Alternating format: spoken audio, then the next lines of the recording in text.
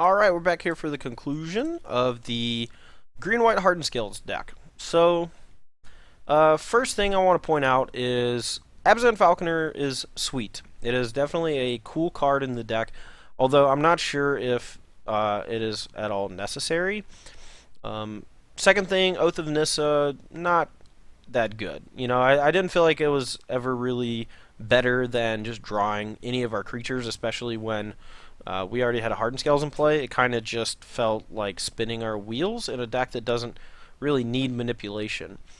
Basically, any spell once we have a Hardened Scales in play that is not a second Hardened Scales is going to be awesome.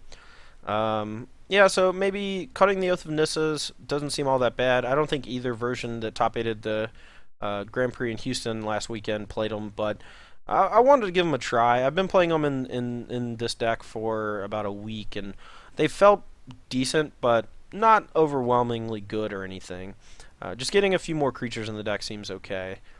I know Brad Nelson played a version that had 2 Silk Rat main deck, as well as 24 land, so we could just trim the 3 Oath for that, almost exactly, and then his list might actually end up just being better than what we played. So, the Dramoka's commands were fine. We misplayed a bit against the Jeskai guy in the last round.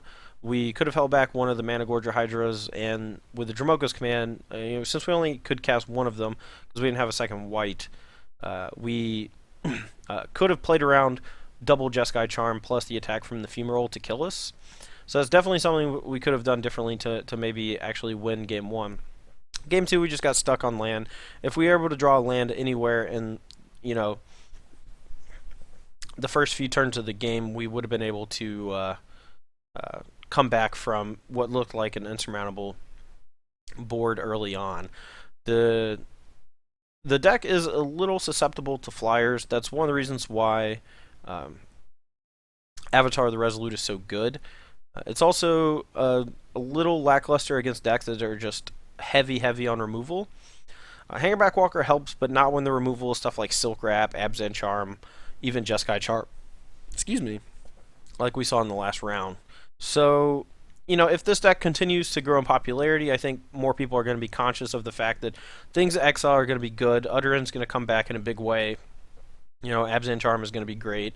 And I don't think this deck has a huge target on its head right now. It's definitely a lot of fun to play with, especially live. You get to have all these dice, all these tokens, getting your guys up to infinity, and attacking for a bajillion. But as far as the changes we could make to the deck, I like maybe shrinking the removal a tiny bit. I don't think we want 4 wrap and 3 stance. Or if we do, we maybe just want to have a couple wraps in the main. And maybe even go up to like a 4th Valor stance against decks with Anafenza or Kalitas. Cards like Anafenza and Kalitas shut down Hangerback Walker and Servant of the Scale and make a little bit of the synergy in your deck fall apart. Kalitas is particularly good because it also creates blockers that can jump in front of stuff like Endless One or future Hangerback Walkers or things like that. Any reasonable opener that has a Hardened Scales is awesome, though. And it's really hard to put into words like just how good it is, because we didn't have too many turn 1 Hardened Scales draws that also had a bunch of spells in it. Or, maybe it had too many spells and not enough lands. But it is a very strong, powerful card, and it's something that is very easy to build around, and now I think we have just enough stuff to build around it, and I think the deck is very good. The Lantern Scouts, we didn't play against an Atarka Red deck, so we didn't get to see it really shine. We didn't really board it in that much, but I don't think it's a bad card. I do think it's better than Battle Priest. The Gideon seem lackluster. I kind of just want to cut those completely, but they make Lantern Scout a little bit better, so maybe we just need to reassess our entire sideboard, especially if we're moving some of the Silk Wraps to the main deck. Most people played a couple of Ration Clerics, but I don't think Ration Cleric's going to save you against an Atarka Red deck anymore.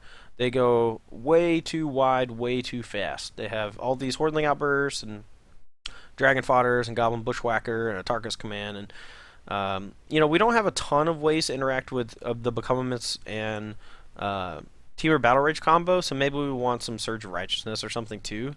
And that could also help against stuff like Mantis Riders, so something to consider.